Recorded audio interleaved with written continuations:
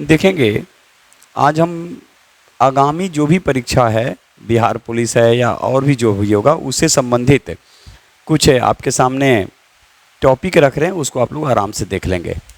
जैसे आपसे क्वेश्चन पूछा जाएगा कि कोशिका की खोज किसने किया, एकदम आराम से देखेंगे, हड़बड़ाएंगे बिल्कुल नहीं, ठीक है। Robert Hooke 1665। सिद्धांत का प्रतिपादन, कोशिका सिद्धांत का प्रतिपादन किसने किया? तो स्लाइडेन व स्वान के द्वारा किया गया।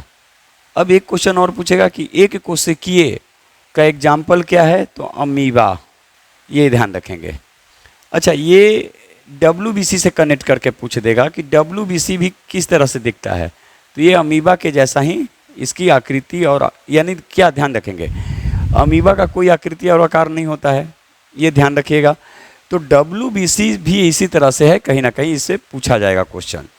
हमने क्या बोला? कोशिका, कोशिका का नामकरण रॉबर्ट हुक 1665, और कोशिका सिद्धांत का प्रतिपादन किसने किया? स्लाइडेन और स्वान के द्वारा किया गया, ठीक है, 1838-39 में।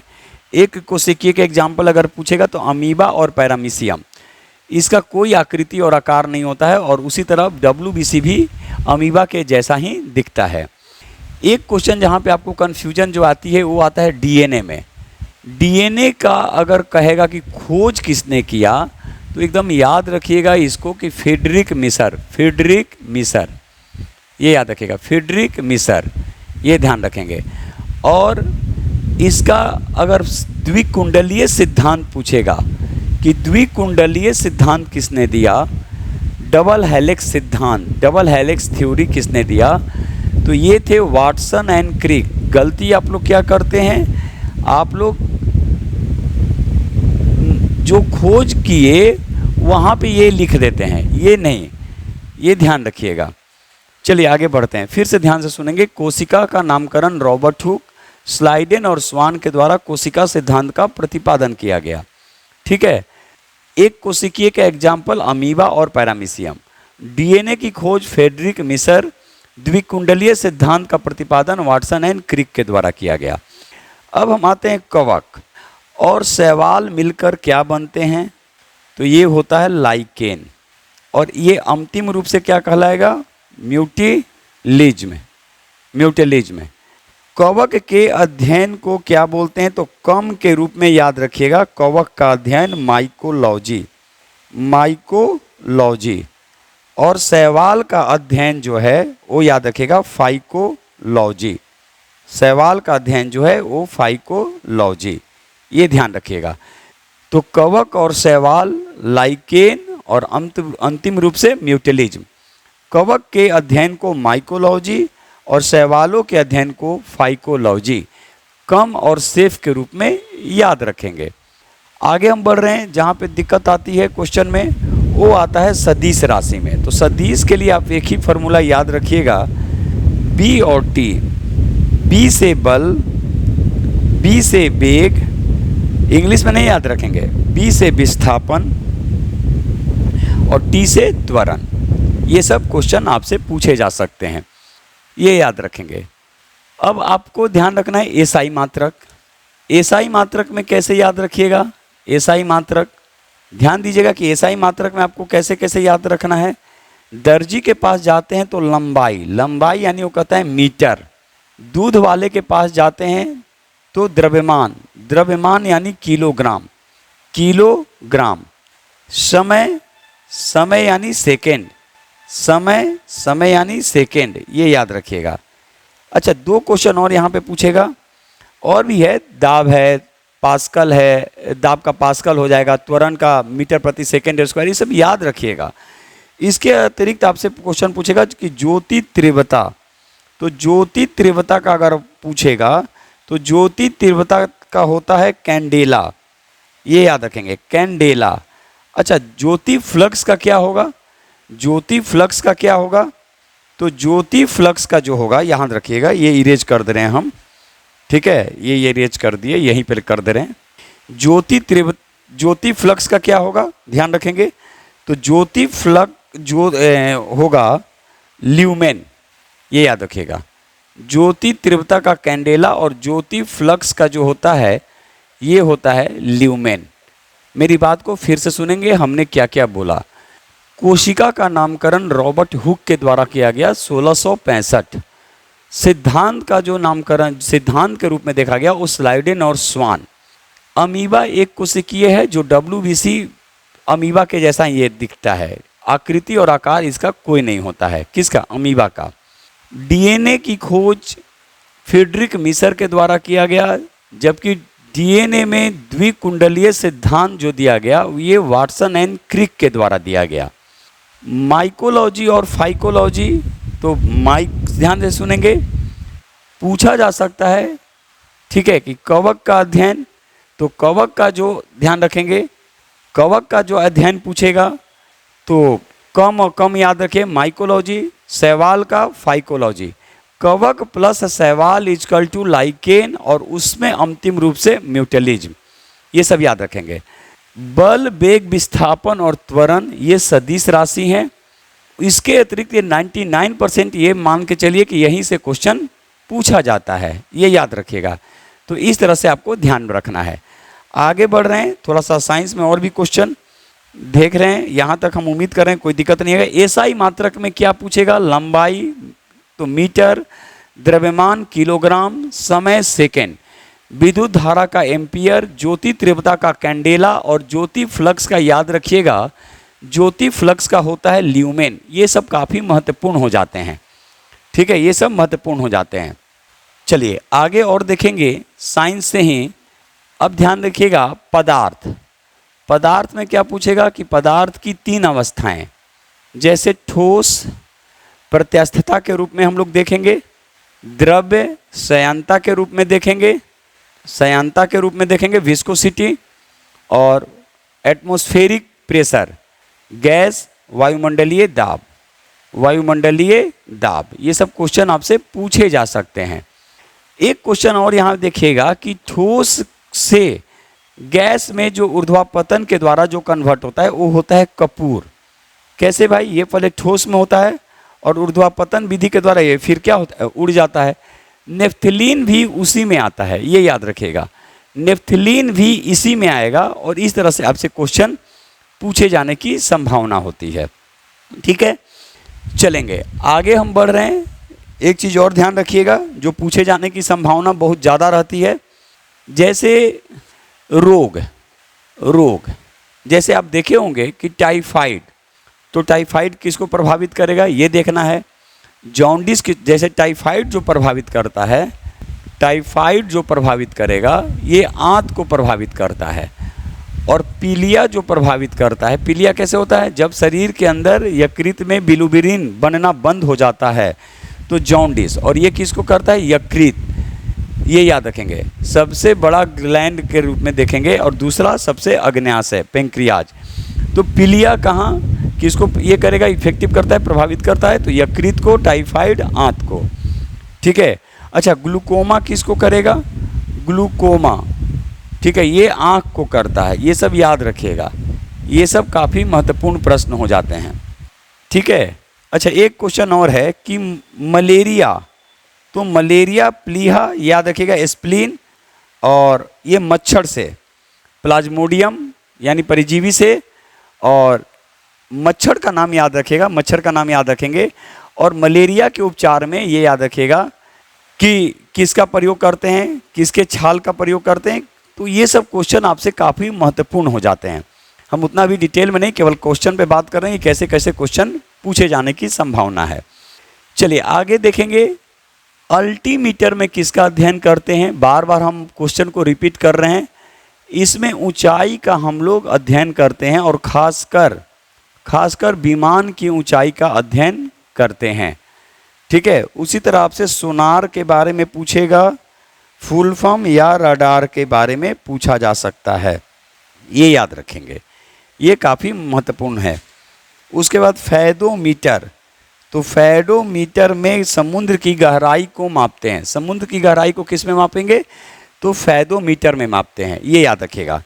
क्यूसेक में किसको? तो जल के प्रवाह को, ये देखेंगे। समुद्र की अगर गहराई की बात करेगा तो ये फैदोमीटर, और क्यूसेक में क्या होगा? ये जल का प्रवाह, जल का अगर प्रवाह की बात करेगा, जल की प्रवाह की बात करेगा तो ये है क्यूसेक, ये ध्यान रखेंगे।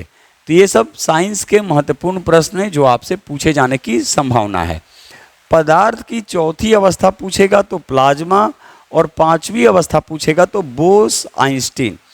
प्लाज्मा रिसर्च सेंटर कहाँ है? तो ये है गांधीनगर, ये याद रखेगा। प्लाज्मा रिसर्च सेंटर कहाँ है?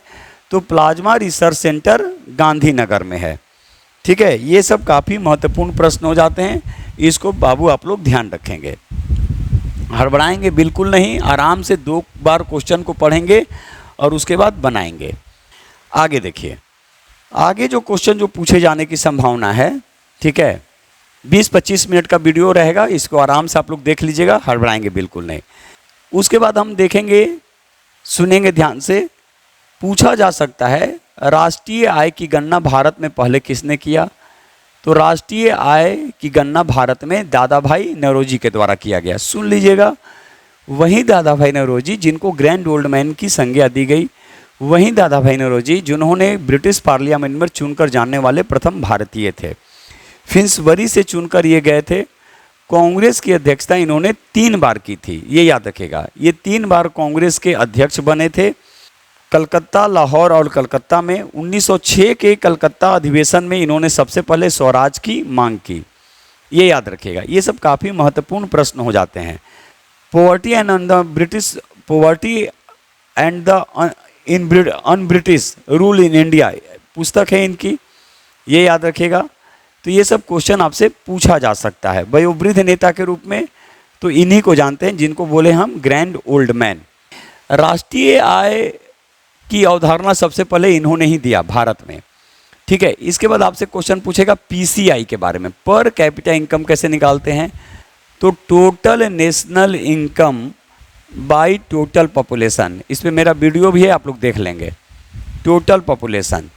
उसके बाद एचडीआई की चर्चा करेगा, ये यूएनडीपी के द्वारा निर्धारित किया जाता है। भारत में इसका रैंक क्या है देख लेंगे। ठीक है, ये जब चर्चा हम किए तो एक और नाम याद रखिएगा जो ग्रामीण बैंक के रूप में जो जाने जाते थे, मोहम्मद यूनुस, अब ये बांग्लादेश में अंतरिम सरकार के प्रमुख बनाए गए हैं। तो ये सब क्वेश्चन आपसे पूछे जा सकते हैं। ठीक है, जैसे दादा भाई नौरोजी से तो हम आपको बताएं ही, उसी से रिलेटेड, जैसे दादा भाई नौरोजी क्या कहते थे कि गंगा से ले जाकर टेम्स में निचोड़ देना।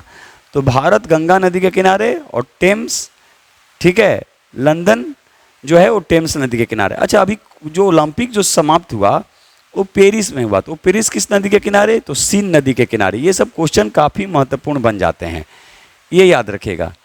आगे हम बात करेंगे रोलिंग प्लान। रोलिंग प्लान ये लाया गया था 78 से 83। एशियन ड्रामा में इसमें सबसे पहले इसकी चर्चा की गई, गुरनार मिल्ड्रल के द्वारा एशियन ड्रामा। 1977 में जनता पार्टी की सरकार आती है और वो प्लानिंग कमीशन को समाप्त करके, ठीक है, रोलिंग प्लान लाया जाता है। लेकिन फिर से 79 में कांग्रेस की सरकार आती है और पुनः 1980 से, ध्यान रखिएगा, ये पंचवर्षीय योजना शुरू हो जाती है। तो ये 1980 में जो पंचवर्षीय योजना जो शुरू हुई, इसको कौन सी पंचवर्षीय योजना बोला गया? इसको छठी पंचवर्षीय योजना बोला गया, ये याद रखेगा। तो 80 से 85 छठी पंचवर्षीय योजना या नई छठी पंचवर्षीय योजना। अब इसमें देख लेंगे कि कौन काम हुआ सबसे महत्वपूर्ण। तो 82 हुआ, 1982। क्या? नाबार्ड, NABARD फुल फॉर्म याद रखेगा। और शिवरमन सिंह समिति की अनुशंसा पर ही नाबार्ड की स्थापना की गई थी, ये याद रखेगा। तो इस तरह से एकदम कनेक्ट करके पढ़ना है। एक क्वेश्चन और यहाँ से हम आपके सामने रख रहे हैं, उसको ध्यान रखिएगा। 1991 में LPG लाया गया था। LPG जो लाई गई अवधारणा, ये PV नरसिम्हा राव उस समय भारत के प्रधानमंत्री थे, ठीक है, और उनके ही प्रयासों से डॉक्टर मनमोहन सिंह को वित्त मंत्री बनाया गया।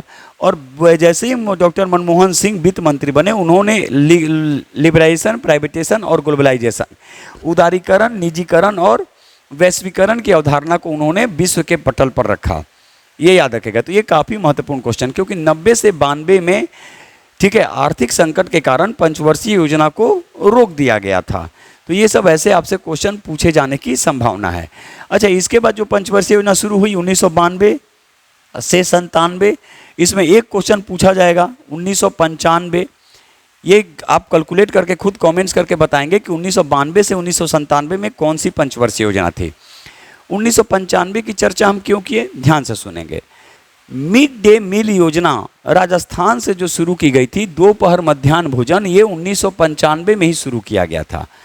लेकिन 2021-22 में मिड डे मील योजना का नाम बदलकर प्रधानमंत्री पोषण योजना रख दिया गया। और अभी एक मंत्रालय के द्वारा पोषण भी और पढ़ाई भी, महिला बाल विकास मंत्रालय के द्वारा शुरू की गई ये योजना, ताकि बच्चे स्कूल से ड्रॉप आउट ना हो। ये याद रखिएगा, ये बहुत बड़ी समस्या है, बच्चे खा लेते थे और चले, तो इसमें कहीं ना कहीं सुधार की ज़रूरत है।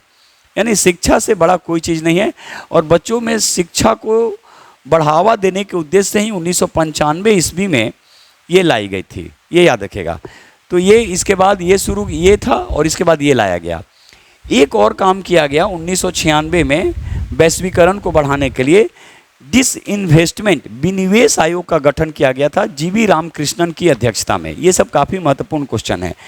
यानी 1996 में जीवी रामकृष्णन की अध्यक्षता में, ठीक है, क्या किया गया था, विनिवेश आयोग का गठन किया गया था। खैर, इस पर बहुत सारे क्वेश्चन हैं, आगे हम बढ़ रहे हैं, ठीक है। इस पर मेरा वीडियो भी आप लोग देख लीजिएगा, प्लानिंग कमीशन करके, और फिर एक इंट्रोडक्शन क्लास है इकोनॉमिक्स का। चलिए आगे देखिए, आगे थोड़ा सा हम देख लेंगे। आपसे क्वेश्चन पूछा जाएगा अनुच्छेद 17। अनुच्छेद 17, अब अनुच्छेद 17 क्या है भाई, ये अस्पृश्यता का अंत है, ठीक है, अस्पृश्यता का अंत, ऐसे क्वेश्चन पूछे जा सकते हैं। अनुच्छेद 21 के ए में क्या है, तो ये 6 से 14 साल तक के बच्चों के लिए निःशुल्क शिक्षा का प्रावधान किया गया। अच्छा, एक जगह और है 6 से 14 साल तक के बच्चों के लिए, ये मौलिक कर्तव्य में 11वां है, ये मौलिक कर्तव्य में 11वां माता पिता का कर्तव्य बनता है। अब मौलिक कर्तव्य क्या, ये 1976 में सरदार स्वर्ण सिंह समिति की अनुशंसा पर भाग 4 के क और अनुच्छेद 51 के क में 10 मौलिक कर्तव्य को जोड़ा गया था अलग से, ये याद रखिएगा, मूल संविधान में नहीं था, अलग से। 11वां क्या था, तो 6 से 14 साल तक के बच्चों को 86वें संविधान संशोधन अधिनियम 2002 के तहत 11वां मौलिक कर्तव्य क्या है, 6 से 14 साल तक के बच्चों के लिए माता पिता या उनके अभिभावक जो होंगे, उनका कर्तव्य बनता है कि उनको निःशुल्क शिक्षा का प्रावधान करें। और वही चीज़ 21 के ए में भी है, जो मौलिक अधिकार में है, तो स्वतंत्रता का अधिकार के अंतर्गत आता है 21 का ए। क्योंकि स्वतंत्रता का अधिकार किस में है, देखिए कनेक्टिविटी कैसे होता है, स्वतंत्रता का अधिकार किस में है, एकदम आराम से सुनेंगे। स्वतंत्रता का अधिकार है अनुच्छेद 19 से 22, तो 21 का ए किस में आएगा, स्वतंत्रता के अधिकार में ही आएगा, ये याद रखिएगा। ये स्वतंत्रता के अधिकार में ही आता है, इस चीज़ को ध्यान रखेंगे। तो ये दोनों कनेक्टिविटी है, 21 का ए और 11वां दोनों सेम है। ये हो गया मौलिक अधिकार के अंतर्गत और ये हो गया मौलिक कर्तव्य के अंतर्गत। तो मूल संविधान में मौलिक कर्तव्यों की व्याख्या नहीं थी। सरदार स्वर्ण सिंह समिति की अनुशंसा पर 42वें संविधान संशोधन अधिनियम 1976 के तहत भाग 4 के क और अनुच्छेद 51 के क में 10 मौलिक कर्तव्यों को जोड़ा गया था। लेकिन 11वें मौलिक कर्तव्य के रूप में 86वें संविधान संशोधन के तहत 6 से 14 साल तक के बच्चों के लिए निःशुल्क शिक्षा का प्रावधान की बात की गई। ये सब आपसे क्वेश्चन काफ़ी महत्वपूर्ण है, पूछा जा सकता है। ये कहाँ से लिया गया, तो यूएसएसआर के संविधान से लिया गया। अच्छा, मौलिक अधिकार कहाँ से लिया गया, मौलिक अधिकार कहाँ से लिया गया, तो यूएसए के संविधान से लिया गया। डीपीएसपी कहाँ से लिया गया, तो आयरलैंड के संविधान से लिया गया। ये सब क्वेश्चन पूछे जा सकते हैं। DPSP directive principles of state policy भाग 4 और अनुच्छेद 36 से 51, ये सब क्वेश्चन काफ़ी महत्वपूर्ण होते हैं, इसको ध्यान रखेंगे, ठीक है। आगे बढ़ते हैं। पूछा जा सकता है कि मुख्य न्यायाधीश यानी पटना हाई कोर्ट के मुख्य न्यायाधीश की नियुक्ति कौन करेगा, तो हाई कोर्ट हो या सुप्रीम कोर्ट हो, सभी मुख्य न्यायाधीश की जो नियुक्ति जो होती है वो राष्ट्रपति के द्वारा होती है, ठीक है। ये सब क्वेश्चन काफ़ी महत्वपूर्ण होते हैं। थोड़ा सा देख ले रहे हैं, एक दो क्वेश्चन टॉपिक है हिस्ट्री में, जैसे बौद्ध धर्म, तो चारों बौद्ध संगीति आप याद रखिएगा, बौद्ध संगीति चारों याद रखिएगा, ठीक है। आज का अशोक, अजातशत्रु, काल अशोक, अशोक और कनिष्क, ये याद रखेंगे। चतुर्थ बौद्ध संगीति पहली बार बिहार से बाहर हुआ कनिष्क के शासनकाल में, ठीक है। और कनिष्क के दरबार में रहा करते थे राज तरंगिणी के लेखक कलहन, ये याद रखेंगे। अच्छा, चतुर्थ बहुसंगीति में अध्यक्षता किसने की? तो वसुमित्र, और उपाध्यक्ष कौन था? अश्वघोष। तो ध्यान रखेंगे, वसुमित्र, अश्वघोष और कलहन, ये याद रखेगा। ये कनिष्क के दरबार में रहा करते थे। ये सब काफ़ी महत्वपूर्ण क्वेश्चन है। बौद्ध धर्म में पाली भाषा महत्वपूर्ण, और सर्वाधिक जो उपदेश दिए वो पाली भाषा में। पहला उपदेश कहाँ? सारनाथ, और सर्वाधिक कहाँ? श्रावस्ती। ये सब याद रखिएगा, ये सब काफ़ी महत्वपूर्ण क्वेश्चन है। महिलाओं का प्रवेश कहाँ हुआ? वैशाली में, ठीक है। गृह त्याग की घटना को महाभिनिष्क्रमण, जो ज्ञान के बाद जो उपदेश दिए धर्मचक्र परिवर्तन, और मृत्यु को महापरिनिर्वाण कहा गया, ये याद रखेगा। उसी तरह जैन धर्म से, ये जैन धर्म में 2 संगीति हुई, एक पाटलिपुत्रा में और एक गुजरात के बल्लभी में। भाषा प्राकृत ऋषभदेव संस्थापक, लेकिन अगर वास्तविक संस्थापक देखेंगे तो महावीर खुद थे, जो जैन धर्म के 24वें और अंतिम तीर्थंकर थे। अच्छा, पार्श्वनाथ से क्या क्वेश्चन पूछेगा? तो ये 23वें तीर्थंकर थे, और इन्होंने 4 महाव्रत को जोड़ा, और 5वां जो महाव्रत जो जोड़ा गया था, 5वां जो महाव्रत जोड़ा गया था वो महावीर के द्वारा ही जोड़ा गया था, वो था ब्रह्मचर्य, वो था ब्रह्मचर्य, ये याद रखिएगा। ये सब काफ़ी महत्वपूर्ण क्वेश्चन हो जाते हैं, ठीक है। जन्मस्थली आप लोग याद रखेंगे। उसी तरह सिंधु घाटी सभ्यता से क्या क्वेश्चन पूछे जा सकते हैं? लोथल से हो सकता है, प्रमुख बंदरगाह भोगवा नदी, धौलावीरा जल प्रबंधन, ठीक है, और खेल का मैदान, चनहुदड़ो ये बिना दुर्ग का किला था, यानी बिना दुर्ग का था चनहुदड़ो। और क्या पूछे जा सकते हैं? कालीबंगा, जोते हुए खेत के साक्ष्य कालीबंगा, महामारी के साक्ष्य मोहनजोदड़ो, ये सब याद रखिएगा, मोहनजोदड़ो। और कनिंघम साहब को तो याद रखेंगे ही, पुरातात्विक स्रोत, पुरातत्व के जनक। ये सब क्वेश्चन काफ़ी महत्वपूर्ण होते हैं। इसके बाद हम बात कर रहे हैं त्रिपक्षीय संघर्ष में, याद रखेंगे। त्रिपक्षीय संघर्ष में आप क्या याद रखेंगे? त्रिपक्षीय संघर्ष में, तो त्रिपक्षीय संघर्ष में जो आप याद रखेंगे, पाल वंश, राष्ट्रकूट वंश और गुर्जर प्रतिहार वंश। इरेज कर दे रहे हैं यहाँ, नहीं तो हो सकता है कि एडिटिंग करने में जो अपलोड करेंगे, ठीक है, उसमें वो कट जाए, तो यहाँ कर दे रहे हैं, ध्यान दीजिएगा। तो त्रिपक्षीय संघर्ष किसके लिए हुआ? और ऐसा माना जाता है कि कन्नौज के लिए हुआ, और कन्नौज में 5वीं बौद्ध संगीति हुई थी, ठीक है, हर्षवर्धन के शासनकाल में। और हर्षवर्धन के शासनकाल में ही, ये याद रखिएगा, ह से हर्षवर्धन और ह से वेंगस्यांग, ये कन्नौज के लिए हुआ। और किसके बीच? पाल वंश, राष्ट्रकूट वंश और गुर्जर प्रतिहार वंश, ये याद रखेंगे। धर्मपाल मुख्य रूप से विक्रमशिला विश्वविद्यालय, ये सब याद रखिएगा। और उस समय दीपंकर यहाँ के, ठीक है, चांसलर। राष्ट्रकूट, दंती दुर्ग, मान्यखेत और एलोरा की गुफा का निर्माण, ठीक है, राष्ट्रकूटों के द्वारा करवाया गया। कृष्ण प्रथम का नाम याद रखेंगे, नागभट्ट प्रथम या द्वितीय, ये सब याद रखेंगे, ठीक है। अच्छा, एक गुप्त, जब विक्रमशिला की बात आई तो गुप्त की भी बात करेंगे। कुमार गुप्त, नालंदा विश्वविद्यालय की स्थापना। और नालंदा विश्वविद्यालय को ध्वस्त किसने किया? तो कुतुबुद्दीन ऐबक का सेनापति था बख्तियार खिलजी, तो बख्तियार खिलजी के द्वारा किया गया। चांसलर कौन? शिलभद्र। एक नाम और याद रखिएगा, समुद्रगुप्त। समुद्रगुप्त से क्या क्वेश्चन पूछा जा सकता है? तो समुद्रगुप्त से क्वेश्चन पूछा जाएगा कि प्रयाग प्रशस्ति के लेखक हरिसेन किसके दरबार में रहा करते थे? तो प्रयाग प्रशस्ति के लेखक हरिसेन जो थे वो समुद्रगुप्त के दरबार में रहा करते थे। 27 राज्यों का विजेता अगर पूछा जाएगा, दक्षिणा पथ के 12, उत्तरा पथ के 9 और मध्य प्रांत के 6 जो विजेता जो थे वो समुद्रगुप्त, याद रखेगा। सरस्वती के उपासक और इनके सिक्कों से वीणा का चित्र प्रस्तुत होता है। तो ये सब काफ़ी महत्वपूर्ण प्रश्न बन जाते हैं, इसको ध्यान रखेंगे। ठीक है, थोड़ा सा हम आगे बढ़ रहे हैं, मध्यकाल में आ रहे हैं। कुतुबुद्दीन ऐबक, कुतुबुद्दीन ऐबक, कुतुबुद्दीन ऐबक से क्या क्वेश्चन पूछे जाने की संभावना है, ध्यान दीजिएगा। कुतुबुद्दीन ऐबक से जो क्वेश्चन जो पूछा जाएगा कि गुलाम वंश का संस्थापक, कुतुब मीनार की नींव किसने रखवाई, और लाख वक्स किसको बोलते हैं, और लाहौर किसकी राजधानी थी। तो ये कुतुबुद्दीन ऐबक, चौगान खेलते समय कुतुबुद्दीन ऐबक की घोड़े पर से गिरकर मृत्यु हो जाती है।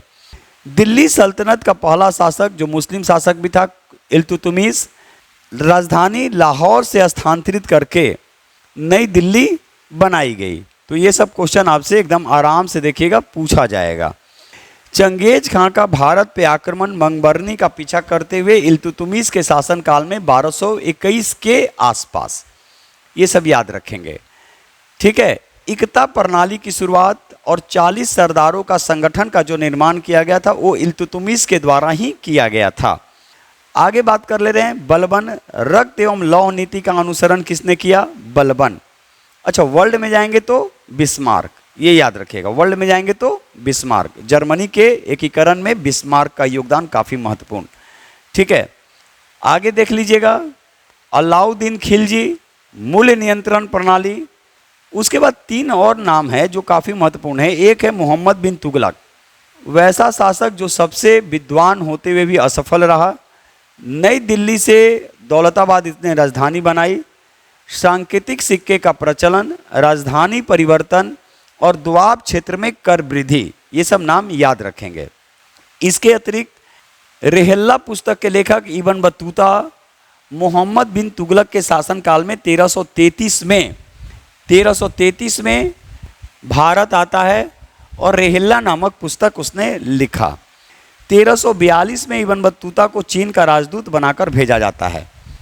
1336 में हरिहर और बुक्का के द्वारा विजयनगर साम्राज्य की स्थापना एमबीटी के शासनकाल में ही किया जाता है और 1347 में बहमनी साम्राज्य की स्थापना भी एमबीटी के शासनकाल में। एमबीटी कहने का मतलब है मोहम्मद बिन तुगलक। आगे देखेंगे एफएसटी, एफएसटी यानी फिरोज शाह तुगलक। सर्वाधिक दासों की संख्या, नहरों का निर्माण, सर्वाधिक नहरों का निर्माण कहा जाता है, 5 नहर का इसने निर्माण करवाया। अच्छा, सिर्फ नहर देगा तो क्या लिख के आइएगा, सिर्फ नहर देगा गियासुद्दीन तुगलक, गियासुद्दीन तुगलक, सिर्फ नहर पूछेगा तो गियासुद्दीन तुगलक, ये याद रखेंगे। ठीक है, और एफएसटी के बारे में, एफएसटी के बारे में देखिए आराम से, ध्यान से मेरी बात को सुनेंगे। सिर्फ कहेगा कि दिल्ली सल्तनत का पहला शासक जिसने नहर का निर्माण करवाया, तो गियासुद्दीन तुगलक, ये नहर का निर्माण। और सर्वाधिक अगर नहर पूछेगा, कहा जाता है कि 5 नहरों का निर्माण करवाया, सर्वाधिक नहरों का, तो ये फिरोज शाह तुगलक। दिल्ली सल्तनत का पहला शासक जिसने आत्मकथा लिखा, फिरोज शाह तुगलक। सर्वाधिक दासों की संख्या, फिरोज शाह तुगलक, ये याद रखेंगे। आगे बढ़ रहे हैं, सिकंदर लोदी, गज ए सिकंदरी और 1504 में आगरा शहर को बसाया और 1506 में आगरा को राजधानी बनाया। इब्राहिम लोदी, दिल्ली सल्तनत का अंतिम शासक जो युद्ध स्थल में मारा गया, पानीपत के प्रथम युद्ध में बाबर और इब्राहिम लोदी के बीच हुआ। उसके बाद हम लोग मुगल वंश देखेंगे कि मुगल वंश में क्या क्या क्वेश्चन। तो बैरम खां किसका संरक्षक था, तो ये था बैरम खां किसका संरक्षक था, तो अकबर का। हुमायूं नामा की रचना गुलबदन बेगम के द्वारा किया गया था। हुमायूं का मकबरा दिल्ली, जबकि बाबर का मकबरा काबुल, ये याद रखेंगे। अकबर का अंतिम विजय अभियान असीरगढ़, सर्वाधिक महत्वपूर्ण विजय अभियान गुजरात विजय 1571 से 1572। उसके बाद फतेहपुर सिकरी की स्थापना और बुलंद दरवाजा का निर्माण। सर्वाधिक सूबों की संख्या अगर पूछेगा तो औरंगजेब, औरंगजेब कितना था, 20। बीजापुर और गोलकुंडा दोनों। शाहजहां के शासनकाल में 18, शाहजहां के शासनकाल में 18, ठीक है। और औरंगजेब के समय में 20, ठीक है, बीजापुर और गोलकुंडा, ये याद रखिएगा। अहमदनगर जो था वो शाहजहां के शासनकाल में था, शाहजहां के शासनकाल में 18 था, ठीक है, और औरंगजेब के शासनकाल में 2 और बढ़ा, बीजापुर और गोलकुंडा। ये सब क्वेश्चन आपसे काफ़ी महत्वपूर्ण है, पूछे जाते हैं। बीरबल का बचपन का नाम महेश दास, ये सब याद रखिएगा। उसके बाद 1857 में कौन था? Lord Canning, Lord Canning. और ब्रिटिश में प्रधानमंत्री पामस्टड, पामस्टड। विधवा पुनर्विवाह लॉर्ड कैनिंग के समय ही लाया गया, रीमैरिज एक्ट, ये सब याद रखिएगा 1856 में, ठीक है।